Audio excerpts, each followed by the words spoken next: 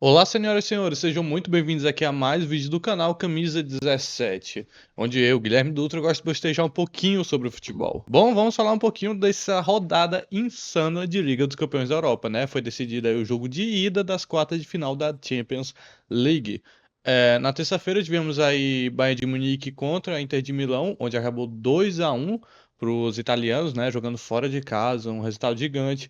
E como eu tinha previsto, como eu imaginava que seria o jogo, a Inter de Milão conseguiu fazer dois gols na correria, né? Um gol de contra-ataque, um gol numa saída de bola muito rápida, nos minutos finais de jogo. Mas tem um ponto importante que o Bayern conseguiu criar muito.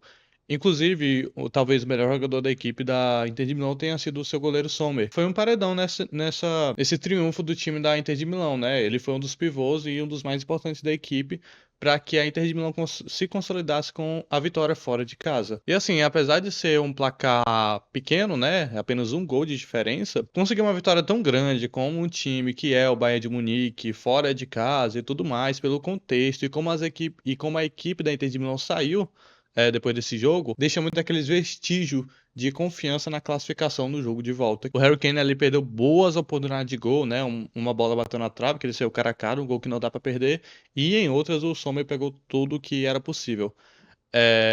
Como eu tinha falado, o time da Inter de Milão é um time fortíssimo, que consegue se defender bem. Não conseguiu tão bem, né? Porque o Bayern conseguiu chegar muito forte ao seu gol, mas que normalmente ele tem essa transição muito rápida e foi a partir dessa transição rápida, inclusive com o Carlos Augusto, brasileiro, pela ala esquerda, sendo muito participativo no jogo da Inter de Milão, inclusive participando dos dois gols da equipe. Foi nesse estilo de jogo que eles conseguiram aí a vitória para cima do Bayern de Munique, uma vitória muito grande, não só uma vantagem no placar, né, porque é uma vantagem mínima, mas também um ar de esperança de que realmente possam se classificar, né? Que está mais perto do que distante da classificação para a semifinal. E vai ser mais uma temporada aí onde o time da Inter de Milão salta os olhos. Como eu já tinha falado no último vídeo, não é um timaço no qual esbanja o olhar do torcedor, de quem assiste de fora e tudo mais, mas é um time muito bom, muito competente e que sofreu apenas o seu segundo gol nessa edição. E bom, como eu tinha falado que no jogo entre Bayern e Inter de Milão eu tinha acertado, né, de como seria o jogo, no jogo entre Arsenal e Real Madrid,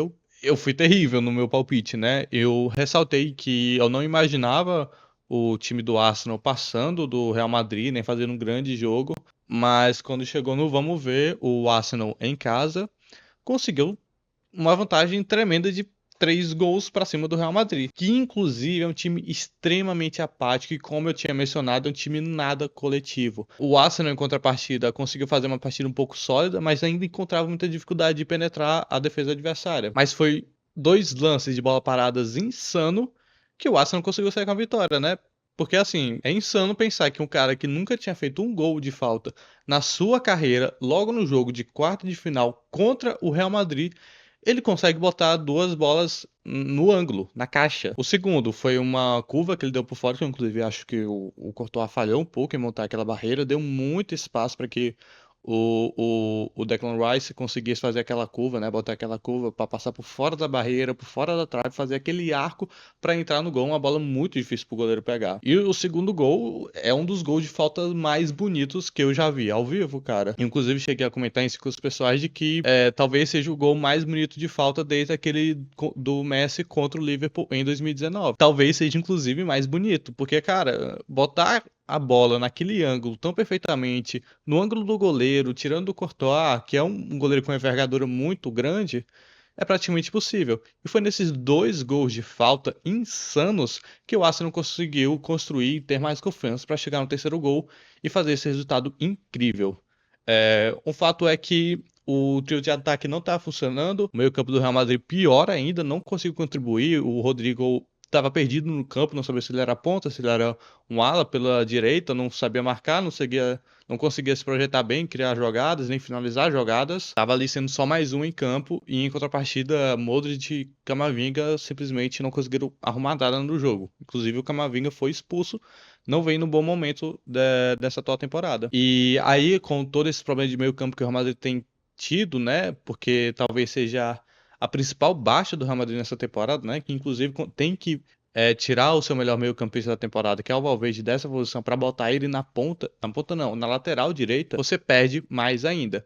E quando sai o Kroos e fica apenas o Modric, que já não consegue dar esse ritmo e acompanhar o ritmo de Mbappé, Vinícius Júnior, Bellingham, botar ele de titular no jogo tão grande, com uma equipe tão física e forte como é a equipe do Arsenal, provavelmente resulta nisso que acabamos vendo, né? Mesmo que tenha sido 2 gols de bola parada, foi um time muito superior ao time do Real Madrid, que é extremamente apático novamente. Sempre é bom frisar isso. Tem uma coisa que eu tenho citado num ciclo mais pessoal meu, né, com os amigos meus comentando sobre o time do Real Madrid, é que o Real Madrid, ele sente muita falta de um Pedri, de um jogador de meio campo que dita o ritmo, que distribui a jogada, acalma o jogo, controla o ritmo do jogo, distribui muito bem o jogo em todas as pontas e tudo mais. O Real Madrid não tem esse cara hoje. Quem fazia isso muito bem, por sinal, era o Toni Kroos, que saiu a temporada passada. E o Real Madrid hesitou muito em ir atrás de um jogador à altura. Um cara que estava fazendo um pouco disso era o Ceballos. Ele estava fazendo uma ótima temporada, inclusive sendo melhor do que as contratações de meio campo do Real Madrid, né? Como o Camavinga e o Tchouaméni. Mas o Ceballos se machucou e o time voltou para essa nhaca de não ter alguém para ditar o ritmo de jogo, para alguém que controla o meio de campo. E é um contraste muito interessante com o time do Barcelona, que além de ter o Pedro, tem o Frank de Jong, que também faz muito bem esse tipo de entender o jogo, né, de acalmar a bola, botar a bola no chão, fazer com que os jogadores todos se conectem, né, com a defesa, meio campo, ataque, e é algo que não vemos no time do Real Madrid. E a cada jogo que vem jogando, desde aquele jogo contra a Real Sociedad, onde sofreu 4 gols, o mental ele vai acabando junto com partidas péssimas, né? São péssimas decisões do Ancelotti, são um Mbappé que perde muito gols, um Vini que não consegue arrancar bem no sentido mental mesmo. Ele não consegue ter aquela partida onde ele, há muito tempo, ele não tem aquela partida onde ele vai para cima do adversário, consegue superioridade sobre o adversário, driblar, fazer o gol, chegar ao gol ou dar um passe para alguém fazer o gol. Há muito tempo ele já não consegue fazer uma partida regular nesse nível. Fez bom jogo contra a Real Sociedad, mas mesmo assim saiu vaiado. No último jogo também saiu vaiado. E o Vinícius Júnior ele é um jogador que precisa muito desse apoio da torcida, principalmente, para que ele consiga jogar bem, porque o mental para o Vinícius Júnior é algo primordial que é um apoio que ele vem pouco encontrando na torcida do Real Madrid, talvez até nos próprios jogadores, né? Não sabemos como funciona o vestiário da equipe e tudo mais, mas a impressão que passa é que o time do Real Madrid está cada vez mais cada um por si, Deus por todos. Mas assim, é mata-mata de Champions League, jogo de volta é no Santiago Bernabéu, então o Real Madrid não, não dá para você jogar fora, descartar esse time, por mais que seja extremamente problemático. E se Real Madrid é um time extremamente problemático, como eu citei, o PSG, pelo contrário, é um time fabuloso, fabuloso, maravilhoso e todos os adjetivos positivos que você quiser dar para esse time do Luiz Henrique. Luiz Henrique, esse que pegou um time totalmente apático, pouco esperançoso, né? Ainda na temporada passada, com o Mbappé e tudo mais. É importante que a diretoria tenha acreditado no seu trabalho, porque em muitos momentos ele esteve uma corda bamba, porque o time do PSG não conseguia fluir, mas que nessa temporada, na reta final de 2024 e até agora, nesse segundo bimestre de 2025, é um PSG que encanta, que junto ao Barcelona, ao meu ver, é o time que mais encanta, que mais enche os olhos quando a gente vai assistir. Uma coisa que eu acho interessante de frisar é que o time entrou com um trio de meio de campo, né? O Fábio Ruiz, o Vitinha e o João Neves. E o Vitinha, especialmente, um jogadorzaço, ele dita totalmente o ritmo do meio campo, ele que sabe como o PSG deve jogar, quando o PSG deve acelerar, ele que controla essa verticalidade que o time do Paris Saint-Germain consegue em superioridade ao seu adversário. É uma característica muito comum do Luiz Henrique, né, de ser mais vertical. A gente enxerga isso desde aquele Barcelona do trio MSN. E no time do PSG mais ainda, quando ele tem dois laterais, o Nuno Mendes e o Hakimi, que sobe muito, e jogadores muito rápidos nas pontas, como é o Kvara nem tanto, mas o Dembélé, que em alguns momentos joga de segundo atacante, dá para dizer assim, né, um falso 9, onde ele sai daquela posição central para partir para as duas pontas e tudo mais. O Kvara ali na esquerda, que é um jogadorzaço fenomenal, que joga o Kvara de esquerda. Para mim, é o melhor jogador dessa equipe do Paris Saint-Germain. E temos ainda na outra ponta o Doué. Doué que inclusive fez um golaço hoje. E é muito nessa característica, né? É um time que puxa muito para as pontas e tem muita velocidade para aquele lugar, né? O Doué, por exemplo, ele recebe a bola do Nuno Mendes e ele vai cortando até chegar na lateral, na lateral da grande área para finalizar e acertar um chute fenomenal pro gol do Aston Villa, né? O Dibu Martínez, que inclusive estava fazendo uma boa partida, né? Ele tem essa mania de crescer em jogos grandes. Mas a todo momento o Aston Villa era bombardeado pelo time do Luiz Henrique. O time chegava pela ponta direita com o Nuno Mendes, que era de esquerda, na ponta direita com o Hakimi do Way, e a todo momento eles se invertiam, o Dembélé caiu para as duas pontas e tudo mais, não tinha nem como fazer uma marcação individual naquele time, porque é tão variável, com jogadores que se movimentam tanto, que cobrem todas as posições do ataque, que fica difícil você marcar aquele time. E é nessas características de velocidade, drible, impulsão que o PSG tem se consolidado como um dos melhores times da Europa e que vem carregando, inclusive, os melhores jogadores do mundo, né? Kvaratskhelia, Vitinha e Dembélé estão fazendo temporadas fenomenais. Tanto é que em alguns momentos, quando o Aston Villa ele decidia sair um pouco mais para buscar jogo, parecia um pouco receoso, porque quando perdia a bola, o PSG já saía em contra-ataque. E era tipo contra-ataque de 4, 5 jogadores contra uma defesa que estava se recompondo do Aston Villa. Então, a todo momento que o time do PSG chegava pelas pontas, dava a impressão que seria gol. É um time muito rápido nessa transição. E como eu tinha falado, apesar do Aston Villa ser um time guerreiro, um time que joga muito bem futebol, não foi páreo para o PSG. Até tentou numa bola perdida pelo Nuno Mendes, ali perto do meio de campo da sua área de defesa, e o Rogers conseguiu fazer o gol. Rogers, acho que é assim que fala. Conseguiu fazer o gol, né? Assim, ainda ficou barato pro time do Aston Villa, porque dava pra ter sido 4, 5 gols. Mas sair com esse resultado de 3-1 talvez não seja o fim do mundo. Contando, inclusive, que você vai fazer o jogo lá em Londres, na Inglaterra, ainda há um resquíciozinho de esperança, por mais que eu ache muito difícil do Aston Villa buscar a remontada no jogo de volta. Mas assim, a expectativa que passa é que o time do Luiz Henrique é mais um que tá botando o pé na semifinal. E agora vamos falar de onde eu estava doido e maravilhado para chegar. Barcelona 4, Borussia Dortmund 0. Simplesmente o time do Hans Flick que transformou essa equipe do Barcelona mais uma vez dando show na Liga dos Campeões, né? Com seu trio de ataque fazendo os gols, o Lewandowski fez 2 gols, o Rafinha fez um e o roubou um gol, para ser mais sincero. E o Lamine fez mais um aí com uma bela assistência do Rafinha, que inclusive também deu outra assistência pro gol do Lewandowski. Mais uma partida fenomenal do Rafinha que infla seus números e inclusive anotei alguns aqui. Lewandowski tem 40 gols e 3 assistências nessa temporada, né? Totalizando 43 gols e assistências. Lamine tem 14 gols e 18 assistências, totalizando aí 32 gols e assistências. Lembrando que o futebol do Lamine é muito além de ser esse cara que demonstra-se exclusivamente por números, né? Se você assistiu o jogo de hoje, percebeu que a maioria dos gols saiu de um passe dele, do pé dele. São jogadas e futebol mesmo que não saem nas estatísticas.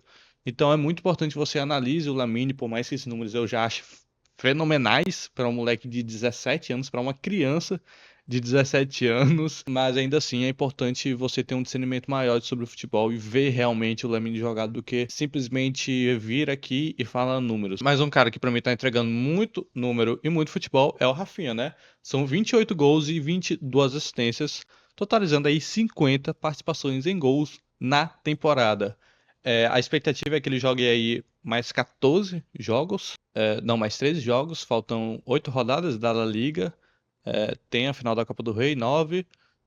Talvez 2 jogos da semifinal, mais um, eu já me perdi na conta. Mas é mais de 10 jogos que o Rafinha ainda tem para jogar. Ou seja, contando que ele continue nesse ritmo, né, que não tem esse problema de desgaste muscular que ele teve nesses últimos 4 jogos pela equipe do Barcelona, né, depois da FIFA, a expectativa é que o Rafinha infle cada vez mais esses números. E assim, não são números ao vento, tá? Apesar do gol que ele fez hoje ser um gol meio mandrake, porque ele roubou o gol do Cubarsí, a forma como ele influencia o time, a forma como ele tem perna para correr pelo time do Barcelona, como ele constrói os espaços, como ele cria muitas oportunidades, dá passes decisivos, como ele influencia o jogo do Barcelona como um todo é fenomenal. Se o Barcelona tem um Lewandowski na área para finalizar jogadas, um Lamine do outro lado para fazer o desequilíbrio, aquele ponto de magia que eu acho que nenhum outro jogador no mundo tem, ou pouquíssimos jogadores do mundo têm atualmente.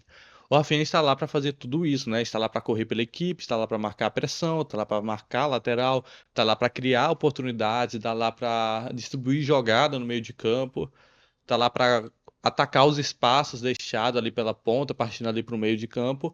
meio de campo não, pro centro do campo, para que aí ele consiga ser esse jogador que ele é. Se você assiste o jogo do Barcelona, você consegue perceber como o Rafinha é de extrema importância e necessário para que esse time do Barcelona flua. Para mim, é o melhor jogador dessa temporada do futebol mundial. É o mais decisivo da Liga dos Campeões. E tem mais uma estatística que eu acho extremamente interessante de se mencionar, é que o Rafinha, além de ser o jogador brasileiro que mais participou em gols em uma única edição de Champions League, com 12 gols e 7 assistências, totalizando aí 19 gols e assistências em uma única edição de Liga dos Campeões da Europa, ele se tornou o brasileiro com mais gols em uma única edição, e inclusive se igualou a Lionel Messi como jogador da história do Barcelona que mais participou em gols em uma única edição de Champions League. Isso porque ainda estamos nas quartas de final, ainda tem uma possível semifinal, 2 jogos e uma hipotética final aí, ou seja, 3 jogos. É surreal, não deve ser normalizado, inclusive é um pé para ele chegar inclusive a bater o recorde do Cristiano Ronaldo. E eu não sei até que ponto isso fala sobre o futebol do Rafinha, mas diz muito sobre o jogador que ele é. A forma como ele finaliza bem, cria jogadas, é impactante para o time, porque ele tem um número alto de assistências também.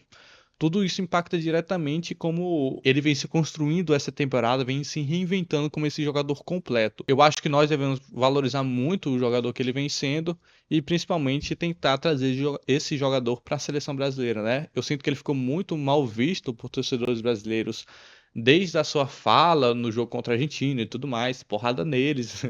E por aí vai, mas eu sinto que o Rafinha ele pode ser o cara que pode representar muito bem a gente vestindo a camisa da seleção brasileira, né? Junto com o Vinícius Júnior, que pra mim é o melhor jogador do mundo, mas o melhor da atualidade mesmo e da temporada é o Rafinha. Mas foi isso, foi nesse Barcelona intenso, rápido, veloz, que busca gols a todo momento, que conseguiu fazer um jogo gigante contra o Borussia Dortmund, que perdeu muitas oportunidades, é verdade, mas faz parte do jogo, que não faz toma.